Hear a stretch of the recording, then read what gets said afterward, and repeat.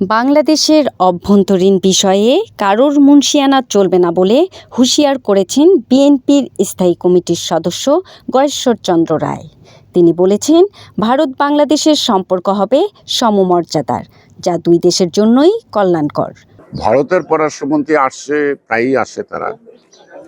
এখন নতুন প্রেক্ষাপটে তিনি আসছেন, তিনি যা বলছেন তা নতুন করে তাহলে বোঝা যাবে যে পুরাতন সম্পর্কের মধ্যে কোনো না কোনো ফাঁক করছিল, যে কারণে সম্পর্কটা নতুন করে নতুন আঙ্গিকে, বিশেষ করে বাংলাদেশের জনগণের যে চেতনাবোধ, আকাঙ্ক্ষাবোধ, বাংলাদেশের মানুষের যে চাওয়া পাওয়া, সেটা ভারত তারা উপলব্ধি করতে সচেষ্ট হবে এবং ভারতের সাথে বাংলাদেশের বন্ধুত্বের সম্পর্কটা দেশে দেশে হতে হবে, কোনো ব্যক্তি বা দলের সাথে নয়।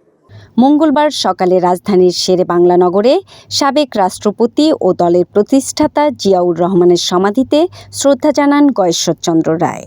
পরে সাংবাদিকদের সাথে আলাপকালে বিএনপির এই নেতা জানান, একজন চলে গেলেই সমস্যার সমাধান হয় না। দেশের গণতন্ত্র প্রতিষ্ঠা হলেই দেশি বিদেশি চক্রান্ত মোকাবেলা সম্ভব হবে। কোনো ব্যক্তি বা দলের সাথে দীর্ঘ 17 বছর তারা প্রাণান্তর চেষ্টা করেছে বাংলাদেশের ভোটাধিকার বিনষ্ট করা, মানুষকে প্রতারিত করা এবং একটা লুটপাটের মধ্য দিয়ে দেশটাকে একটা দুর্নীতির অভয়ারণ্য সৃষ্টি করেছে।